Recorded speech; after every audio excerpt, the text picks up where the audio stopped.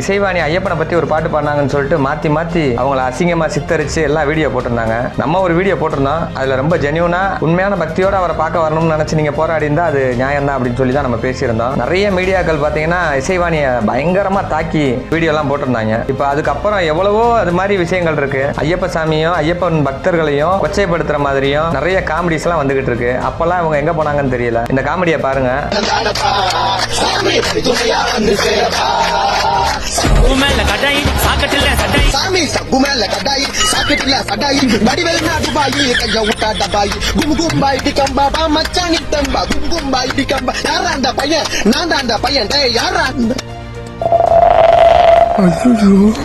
பாட்டை மாத்தி பாட்டுக்கிறோமா?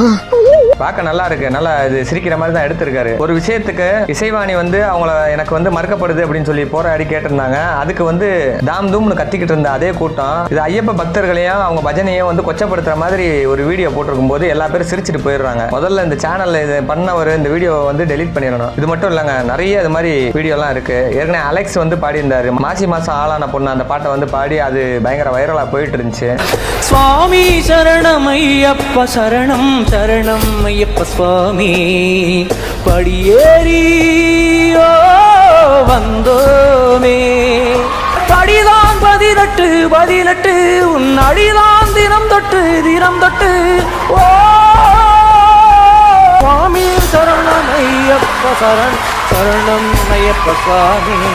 நிறைய ஐயப்ப பக்தர்கள் அந்த பாட்டுக்கு அதுக்கப்புறம் வருத்தம் தெரிவிச்சு போட்டிருந்தாங்க. அப்போ வந்து அவரை எதிர்த்து யாரும் இவ்வளவு தூரத்துக்கு பதிவுகள் போடல. ஏன்னா அது அவர் காமெடியா சொல்லிட்டு போயிட்டாரு. தில்லுக்கு துட்டு படத்துல வந்து சந்தானம் அதே மாதிரி தான் பண்ணியிருப்பாரு. இது வந்து ஒரு காமெடியா ஒரு விஷயத்த வந்து நீங்க பாத்துட்டீங்கன்னா அது என்ன சொன்னாலும் தப்பு இல்லை அப்படின்ற மாதிரி ஏத்துக்க கூடாது. இப்போ இவர் ஒரு வீடியோ போட்டிருக்காரு. இதை பார்த்து நல்லா ரசிச்சு எல்லா பேரும் சிரிக்கிறோம். அதுக்கடுத்து திரும்ப அதே தானே ரிப்பீட்டடா வந்துகிட்டே இருக்கும். ஓ இது நல்லா போகுது, இந்த வீடியோ நல்லா காமெடியா இருக்குன்னு சொல்லிட்டு அடுத்தடுத்து ஐயப்ப பக்தர்கள் மாதிரி வேஷம் போட்டு நிறைய இன்னும் வீடியோக்கள் வர்றதுக்கு இதுவே ஒரு முன்னுதாரணமா இருக்கும். தயவு செஞ்சு இந்த மாதிரி வீடியோக்களை பதிவிடாதீங்க.